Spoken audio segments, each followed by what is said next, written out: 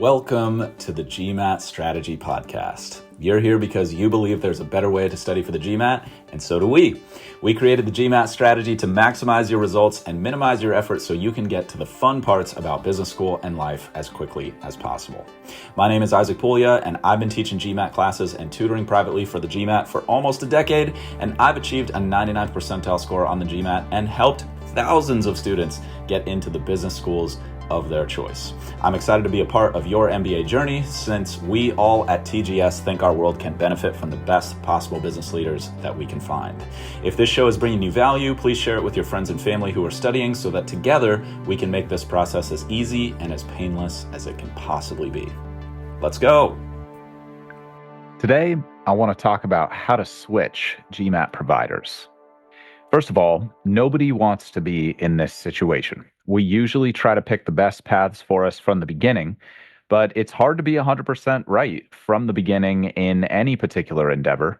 And that's particularly true when it comes to GMAT studying because you've probably never done this before. So it's hard to be perfect the very first time you're doing something.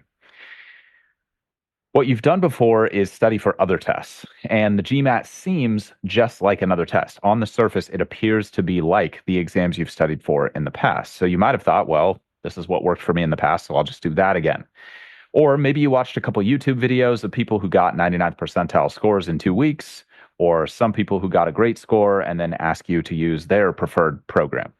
And there's nothing wrong with people sharing their experiences, and there's nothing wrong with people wanting to get paid for their recommendations or endorsements. In fact, maybe you're one of the people who chose perfectly from the beginning, and you got the score, and now you're just listening to this for fun. But I would say that at least 50% of people, and this happened to me, and I'll share a little bit more about that later, try one thing, and then they have to switch to a different provider. So it's a super, super common situation.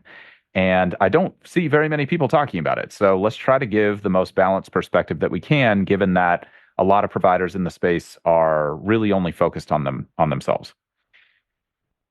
I think this is a particularly important conversation to have because even most clients or most students' advice in the space is generally based on one or maybe two data points. So they tried one thing that worked for them, and then they had success, and so they're eager to share that because it makes them feel smart or superior or high status or just helpful. And then you have people who maybe tried two things and then concluded that like nothing works. And then you've got some people in between as well who maybe tried one thing and then the second thing worked, and so they're kind of pushing that when you're asking for advice or when you're just out on the internet trying to figure out what is the best path forward for me. Unfortunately, none of those extremes is correct for everyone. And this is like the good news and the bad news, I guess. But the better news is that there is a perfect solution for you personally and your unique situation. You may just have to spend some time to figure out what that is. And that's what I'm going to try to help you do today. Again, it's not ideal. Nobody wants to be wrong the first time, but given that it makes sense why it happens, because again, the GMAT looks the same as other tests, but it actually works very, very differently. And if you're not sure how it's different, please head to our website. It's linked in the description of this content. Check out our video on how you can achieve your dream GMAT score in half the normal time. I'll talk you through the scoring algorithm and how that's very different from other exams. That's just one of the big differences of the GMAT, but it is the most significant for most people. But if you're familiar with that concept of how the scoring algorithm works, or you've watched that video, then you will be familiar with how different the exam is and why a lot of people go down path number one and then path number one ends up not working out. They're assuming that the game that they're playing now is similar to other games they've played in the past, and that's a reasonable assumption. It just turns out to not be true in a very large number of cases. Now, I do want to be clear. There are certain types of people who just study for it like it's any other exam. They get a great score. They go to business school. Like, that's awesome. That's awesome. This episode is just not for you if you're that person. Like, a lot of people are jealous of you. That's super cool. Definitely capitalize it. Definitely on it. Definitely like chase your dreams. I mean, like it's all good. We're not here to say that things should be different. We're here to talk about how things actually are and to confront the truth of this situation. And so, given that this is the situation, I think it's wise to make a switch if you are going to make a switch intelligently. Quick important note, if you're just starting out with your studies, which will not be most of you listening to this particular episode, but if that happens to be you, then I would highly recommend you stop this episode and go to our How to Start Your GMAT Studies in 2024 episode from January of 2024. There's a new version of the exam this year, and it can be really confusing if you're engaging with this material for the first time, because a lot of the online material from pre-2024 deals with a totally different version of the exam. This is happening with a lot of generative AI tools right now. They're still telling you about this old version of the test, and that's confusing. So that episode will help clear up some of the differences. There's also a episode right before that called the Definitive Guide for the brand new GMAT Focus Edition. You can check that out if you want a little bit more detail about the new test. Now, most of you listening to this particular episode will not just be starting out by definition. That's the whole purpose of this episode. So let's get into several key points that will help you switch if it's time to switch. So the first question is, how do I know that it's time to switch providers? And I think there's two, maybe three situations, depending on how you divide it up. The first is your current provider and study plan is taking too long, and you will probably miss your deadline. Some programs are just really, really long. Some people like that. For other people, it's just not a fit. We're not here to say if something's good or bad. We're here to say if something is the right fit for you personally. Unfortunately, it can be really difficult to tell how long something is going to take to complete when you're just starting it out. Having said that, when it's clear that you are going to miss your goal because you've spent time with a certain product or provider or study plan and you're just not making fast enough progress, that's a great time to at least consider switching providers. This also applies if you know you're not going to be able to sustain the length of study that's recommended by the program. If you're talking to them and they're saying it's going to be another 6 months, and just physically, emotionally, spiritually, logistically, you just are like, I have to be done in 3 months, then it's time to look at other options. Now, that might be obvious, but there's a few reasons that a lot of people confront these realizations and then don't actually take action on them. And that's part of the reason I'm talking to you about this today. I've seen it happen a lot. So that's situation number one. You're taking too long. You're probably going to miss the timeline. Situation two, you're not seeing results. Again, this might seem really obvious, but it's worth discussing. It's not good if you're not seeing results. If your current provider or product is promising you results, whether it's free or paid, and they're telling you this is going to work for you in this number of weeks or in this number of hours, and it's clearly not working, and you're doing what they're saying, then you need to change something, because repeating the same behaviors and expecting different outcomes is the definition of insanity. So that's situation number two. You're not seeing results. Situation number three, you're just not having the experience that you want from a learning perspective or from a customer service perspective. This is more of a personal choice, but I think it's worth mentioning just so you know that you're not alone.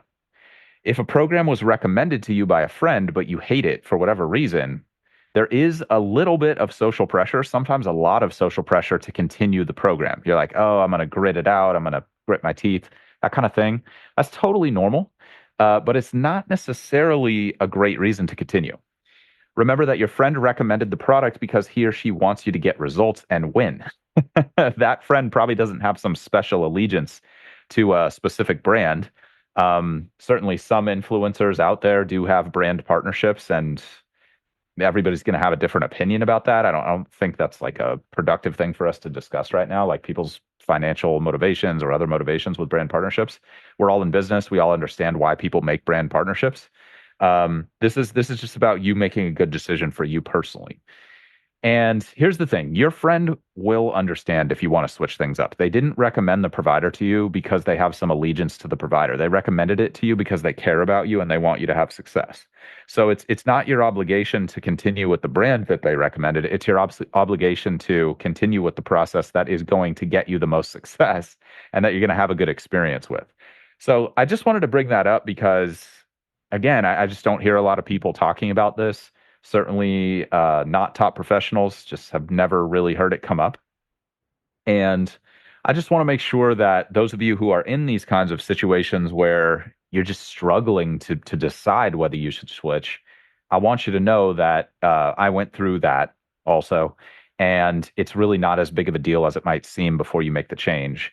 if you explain it in a straightforward and caring way, like your friends are just they're going to understand. That's why they're your friends. Like they love you for who you are, It just they understand.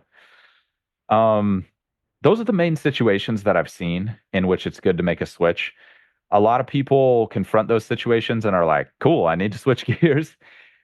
And then a lot of people confront those situations and then they kind of come up with these stories or beliefs or blockages that keep them from making the decision that maybe deep down they know is the right decision. It's just like not an easy decision for them personally for whatever reason.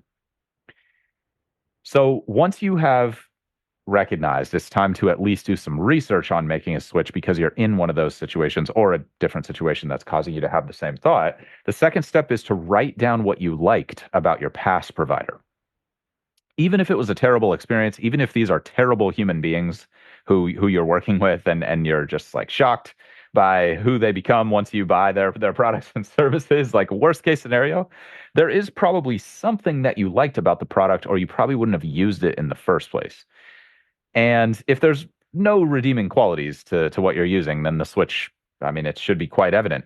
But I found that to be rare. I think there's at least some things that you liked about the program, even if it's not working for you personally. And I'd recommend writing those down. Make a list or put it in a spreadsheet, whatever you like to stay organized. And as you move forward with your research, this will help you filter out other providers and options that don't offer those things that you thought were actually a good fit for you. And that's really, really valuable and important when you're searching for a provider, whether it's the first time around or the second, third, fourth time around in some of our cases, because a lot of the products from a marketing perspective in the space are not well differentiated. Like as a client, it's difficult for you to tell what the differences are between these providers, and it can be difficult to know whose claims to trust. It can be difficult to know who has a great product versus who is just great at marketing their product, and whether what's going to work for other people is going to work for you. It is a challenge, and it is overcomable. And this is one of the ways you can start to narrow down the number of options you're considering is knowing what you did like from your experience so far. It's hard to make a decision from the beginning because you don't have experience. But if you're switching, the benefit is you at least have some experience about what is probably going to work for you and what is probably not going to work for you. And I recommend just writing it down. It'll help keep that top of mind as you're moving forward. So that's step two. Step one is admit to yourself it's time to make a switch or at least research other providers. And then step two is just write down what you've liked about your current or past providers. Step three, figure out what your budget is. This is, for better or for worse, a significant factor. Technology is improving. Hopefully soon we'll have better options that are free, fast, and super high quality. But as of today's technology and the current state of the industry on November 19th, 2024, I personally do not think there's a amazing, complete free solution that's super high quality and fast for the vast majority of people. Again, there's going to be these people in the MBA applicant pool who are just so talented, so hardworking, so whatever the traits are, that they can work with some free resources and get fast, awesome results. And it's like, that's great. Again, that's just great for them. That's not the vast majority of us. And if you've listened to any of my content and you know anything about my story, historically, I really didn't struggle academically. And all of a sudden, the GMAT just like really threw me for a loop. And that's putting it mildly. If you're in that situation, then I just want you to know you're not alone. And I found success and you can find success too. It just took me a lot longer and it felt a lot worse than I wanted it to. Let's put it that way. And that's why I'm doing this for you right now so that I can save you some of the pain I endured. So again, hopefully there's awesome people out there who are super intelligent, super motivated, and like super ethical and, want to give back. And they're working on this fast, free, like high quality product that's going to save the world for as far as GMAT prep is concerned, at least. But right now, I don't really think that's there. There are great free solutions depending on the situation you're in, and there are great paid solutions. And I will start to help you figure that out as we go through the rest of this episode. But the first thing in deciding what you're going to pursue with a new provider is figuring out what you're comfortable investing. Most people just focus on cost when they're thinking about the investment here and switching providers. But first of all, none of this is financial advice. I don't think that's a good way to make investments because investments are not only about costs. Investments are about returns. And I think any credible investor would back me up on that. Now, you may not have the capital to participate in certain classes of investment. That's almost universally true. Almost everybody has some kind of financial constraints and would probably like to do deals or make investments that they can't currently. That's going to be the vast, vast, vast majority of people. And so that is a consideration, and that's why I'm walking you through this whole budget making process, because we don't want to do anything financially irresponsible. Maybe that's obvious, but I do see people do it sometimes. They get in over their head with GMAT prep. It's not a good situation to be in. You don't want to do that.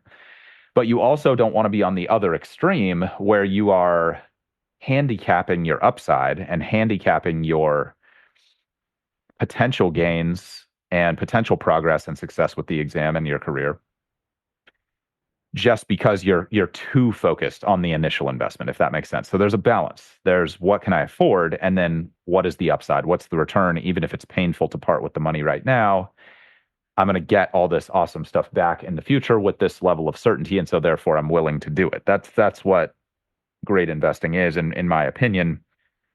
I think maybe perhaps obviously many of us would love to spend the money we're investing on really cool stuff right now, and it might be at least to some degree painful to not do that, but it pays off later, and that is of course what investing is all about. So you'll just want to do a little bit of math here. Let me walk you through what I recommend to try to keep this as simple as possible. I recommend web searching Forbes best business schools. I think it's really valuable and important to use the Forbes list because it will put together average pre-MBA earnings, post-MBA earnings, your GMAT score, and the 5-year total gain from certain programs, including debts and costs to attend, which are all really, really valuable data points that I haven't seen in other rankings. Now, the Forbes rankings are a little outdated time-wise, but I think the fact that they have this data is more than makes up for that fact that they haven't updated the data in a couple years. And you could scale up the data with recent inflation, and like pretty much you would have the current numbers. So I recommend that you do this on a desktop, but if you're on mobile, you can scroll to the bottom of the page when you get to the rankings page on the Forbes website and just click switch to full website, and you'll be able to see everything I'm talking about. It's just going to be a little bit small and potentially hard to read, but you'll still be able to get value out of what I'm about to walk you through. So just look at the schools that you're interested in and that you want to go to, and look at how big of a financial gain they can produce for you. Just ask yourself that. What's a reasonable expectation based on these averages?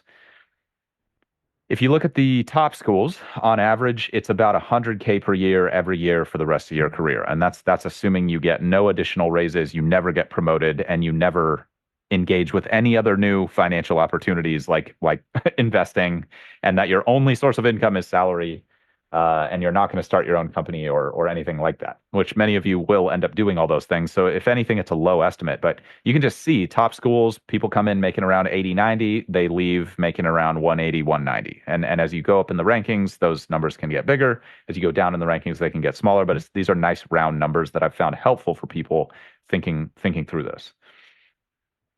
So what I recommend doing is take that yearly number. You can look at your current earnings, and then you can do some research on your industry. You could network with some people if you want to go a little bit further than what I'm recommending with the Forbes list and see what kind of comp they're making 5, 10, 15 years post MBA.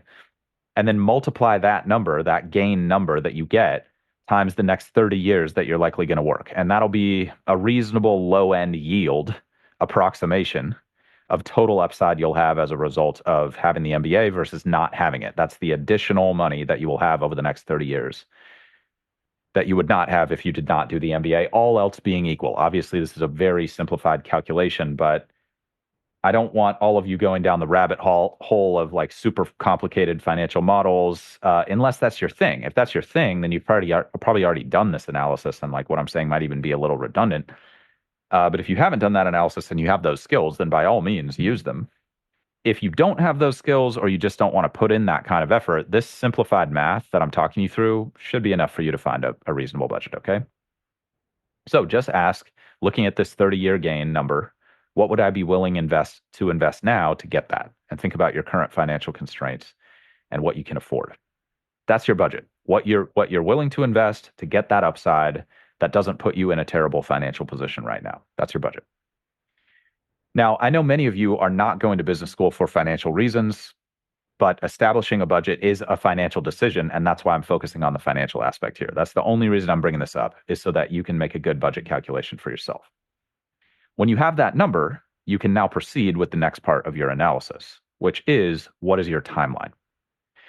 Now, your budget is going to affect your timeline a little bit because, by and large, and this is a major generalization, but by and large, the more you can afford to invest, the faster you will be able to make progress, because most of the time, speed comes from customization. And the more you can invest, the more customized programs you can get, the higher level people who have more extensive track records of success you'll have access to those people. And this is true in a variety of fields. Like the more I can afford to invest, the better doctors I'm probably going to have access to, all else being equal.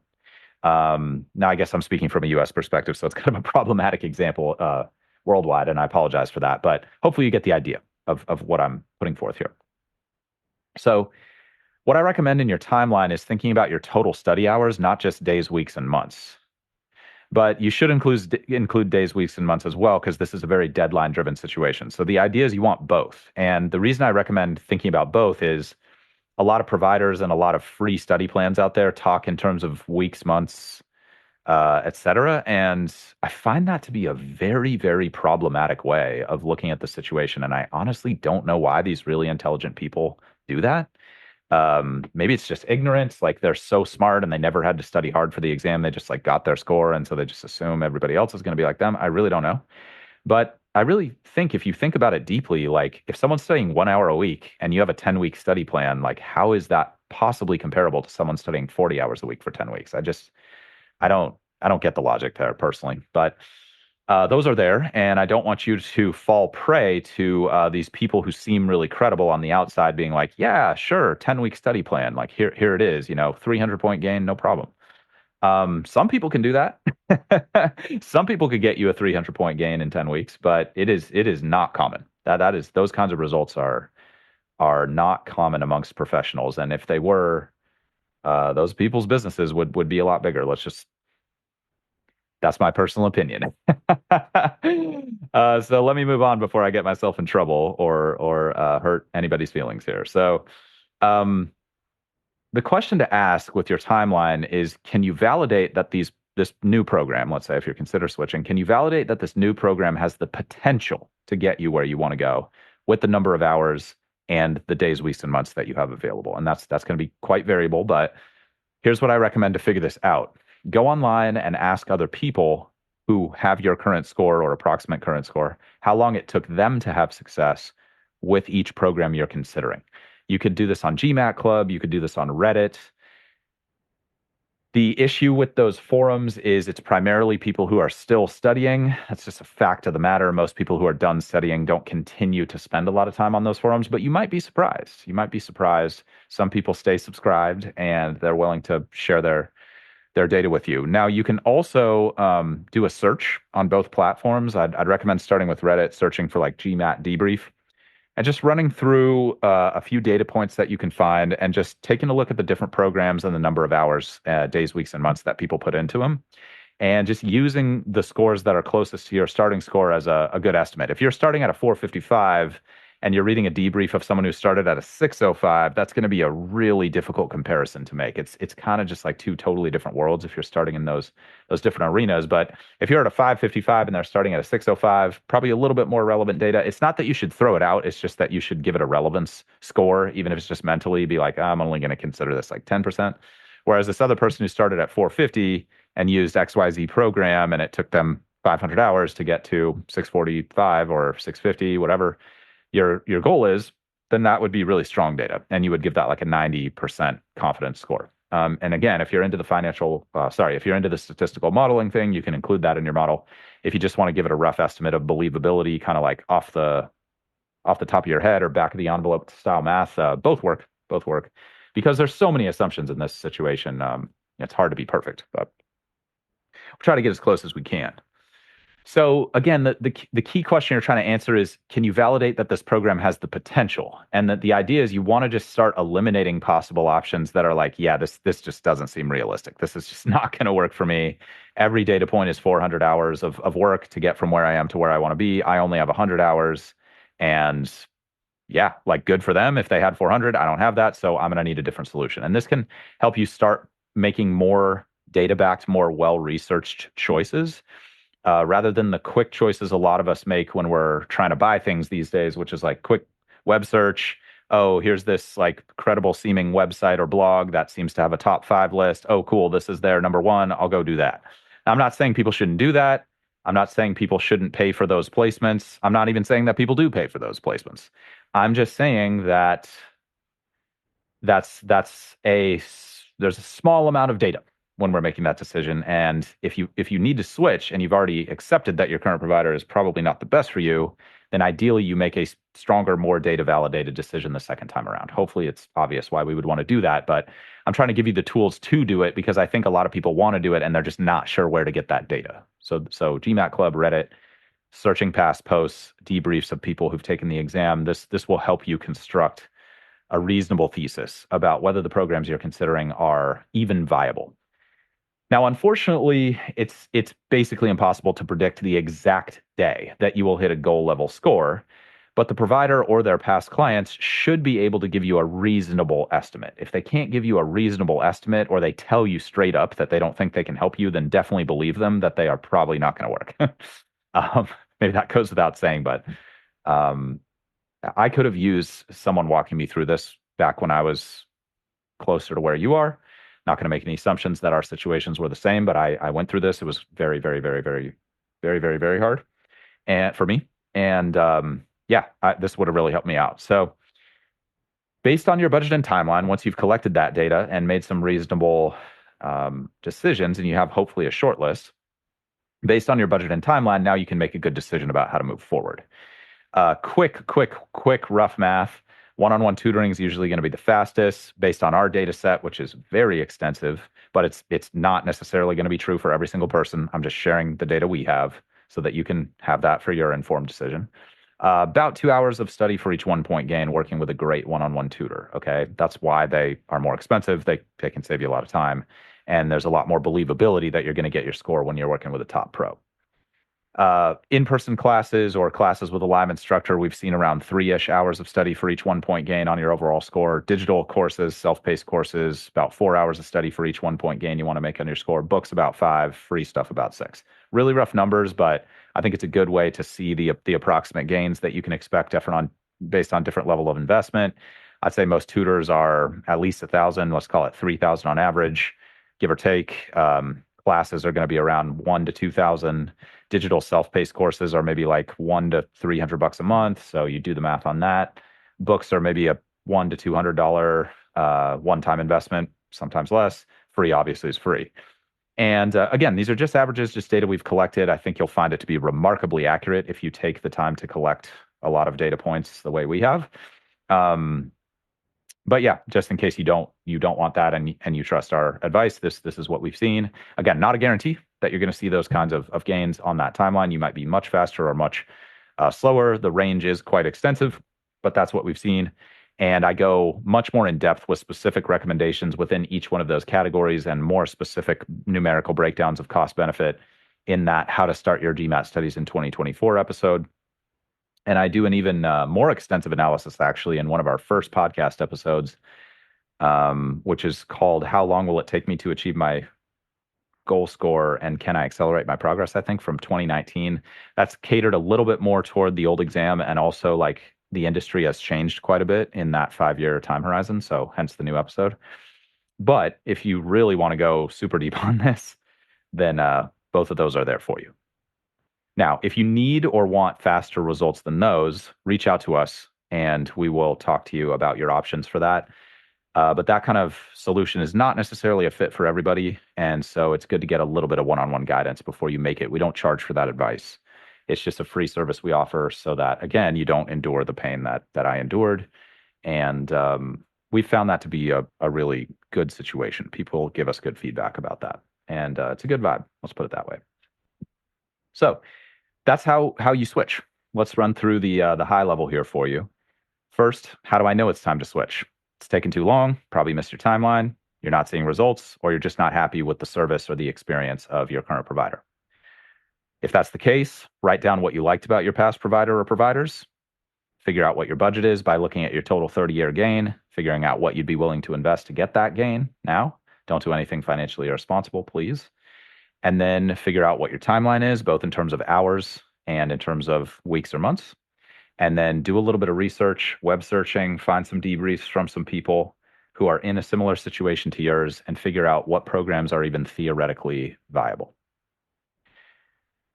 At that point, you should be ready to make the switch and focus only on execution. You've heard me talk a lot about execution if you've been following the pod for any amount of time, or any of the other channels we release this content on, like YouTube. And you hopefully know that executing well is the only way that you'll be able to evaluate if you're on the right path. If you plant seeds in your garden, then dig them up the next day to see if they're growing, that's going to be very counterproductive. At a certain point, you've got to put your head down and trust the advice that somebody's giving you and execute on it. And then you can put your head up after, let's say, like 2-3 months, and then assess whether you're making progress there. And you should be able to see it in the numbers, at least on a monthly basis, but maybe even on a weekly basis. Accuracies and hit rates on problem areas should be going up over time. Times should be going down. As a general trend, you might not see overnight results, especially if you're trying to piece together a free program for yourself. But over, let's say, 3 months, if your seeds aren't growing in the yard, something's probably wrong. And I would say something similar about your GMAT prep. If they can't move the needle at least a little bit in 3 months, might be time to think about it, another option. Okay. Now there is variance. Please don't do anything silly like taking the test after a full workday when you're exhausted, or taking the test when you're super stressed out because you've been arguing with your significant other all day, or like things like that where it's fairly certain that you're not going to get a peak level performance. Like you have to execute on your side. You can't blame everything on your provider. But at the same time, if you're doing reasonable execution and you're taking your practice tests in reasonably test-like situations and you're not seeing results, it's just not a fit. It's just not a fit. That's fine. It happens all the time. I actually, I had to switch 2 times back in the day. I don't know that I've ever talked about this publicly, but I had 2 experiences with providers who shall remain nameless, where all their recommendations actually made my score go down. I had 2 significant score drops, I believe. Memory's getting a little fuzzy, which is nice. Don't like remembering those moments. 2 significant score drops before I really broke through. And there was a lot of factors in that. Certainly, I take responsibility for not doing my diligence on the front end, which is partly why I talk to all of you about it so much now. It could really save you a lot of time and pain. But also partly just because it's hard to make a perfect decision from the beginning when we are uninformed optimists, which is basically what all of us are when we're starting on this MBA journey. If we weren't optimistic, we wouldn't engage with it at all. And if we were super informed, then we would make the perfect decision from the beginning. So I would estimate that the majority of people end up working with 2 to 3 providers. That's what I've seen after over a decade now. Actually, I should probably change that intro. Sorry, everybody. Over a decade now doing GMAT specifically. So please don't judge yourself if you made a wrong call. I did, like I said, and my first 2 bets were negative bets. And I just recommend accepting that it's difficult to be right 100% of the time. Every great investor will tell you stories of losses. Maybe not everyone. I don't know. Maybe there's some people out there who've never lost or never made bad investing decisions. That's amazing. Would love to learn from you. Please hit me up if that's you. But not if you're just 1 for 1 on something like demonstratable track record, please. And there's a ton of unhelpful information out there in the GMAT space, unfortunately. I think everybody's well-meaning. I think they have positive intentions for the most part. There are a few terrible people who I've come across, and that sucks. But honestly, that's probably most industries, I would say. Like there's just a few people who just, who knows why they do what they do. But the vast majority of people are well-meaning, but it just for some reason there just tends to be a lot of noise in the GMAT prep space. And you did your best. You did your absolute best. Now it's time to focus on how you can become successful going forward, because the choices you made in the past are the least relevant to your future success. The choices you make now are the most relevant to your future success. So if you have questions about your situation or you want help picking a provider, like I said, reach out anytime. We'll be happy to give you our opinion about what we think will work best for you. You can find us at the GMAT Strategy on current social channels, or you can email us contact@thegmatstrategy.com, CONTACT@thegmatstrategy.com. As always, my greatest hope is that this material will make your studies as easy and as painless as they can possibly be. If you want more tips and strategies for optimizing your performance on the GMAT, please head to our website, thegmatstrategy.com, which is linked in the description of this content, and check out our free video on how you can reach your dream GMAT score in half the normal time, okay? Probably worth a good 40 minutes there, everybody, just saying. In the meantime, this is a weekly show, so please subscribe and please stay positive and stay consistent with your studies. Talk to you all soon.